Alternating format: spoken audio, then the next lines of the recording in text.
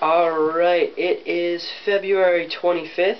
Now I haven't done a video in a while, but I wanted to get back to it. I want to talk about something from my childhood today. It sort of came up when I was doing the digital story, going through old photos, remembering what I used to do.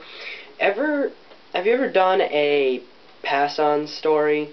You know, one person starts it, next person adds a little bit more, next person adds a little bit more. They're pretty fun. I was a big fan of them as a child.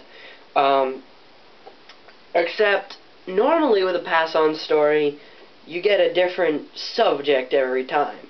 With kids, it usually involves a guy with a goofy name, such as, I don't know, well, I won't go into that, but, you know, you get the generic names, you know, Fred, George, Herbert, whatever, and then they just make funny stuff happen to him. And I used to have sleepovers with Brian and Scott and Eves a lot. Well, not a lot, but sometimes. And, guys, you know, I hope you see this, because you'll remember this. But we used to talk about this. Well, let me just say that our pass-on stories weren't really standard pass-on stories, because they seemed to always talk about the same thing.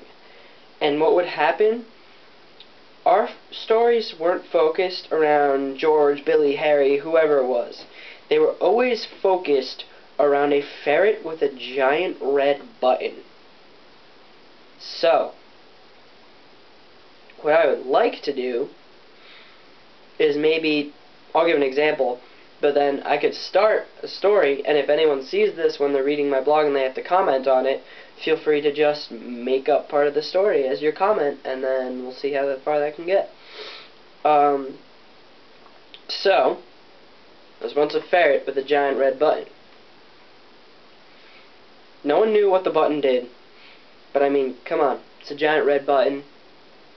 It's gotta be something pretty bad. So this ferret was, I don't know why, but he was just dropped in U.S. airspace.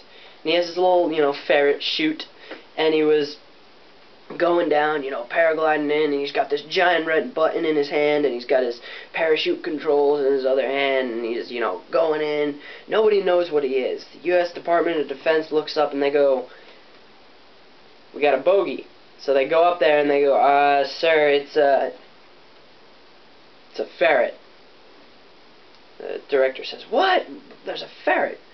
And they go, No, it's really a ferret. Like, we're not kidding here. This is not a joke."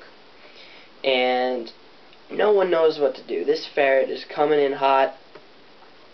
They don't really want to shoot down a ferret, because first of all, they want to find out, how does a ferret have the presence of mind to be holding a red button, to be parachuting, and to be apparently very conscious of what he's doing. So they don't want to shoot him down, but at the same time, he's got a giant red button in his hand. They don't know what that button does. If he presses that, who knows that some hidden nuke somewhere wouldn't go off and blow up an important building or something. All they know is that this ferret has a giant red button. And how do they know he's not afraid to use it? So, they let the ferret touch down, and then, trying to think what to have happened here. Since he's still small, he sort of landed in a forest, so the guards don't really know where he went, and he's a ferret, so if he's in the forest, kind of got a leg up on them. So they're running through the forest, running through the forest, running through the forest. And all of a sudden, I'm going to go old school right here. I'm going to go little kid humor. The ferret presses the giant red button. Okay? And all of a sudden, I'm going to go old school and Captain Underpants. All of a sudden, all the toilets in the world grow teeth and start attacking people. What happens next?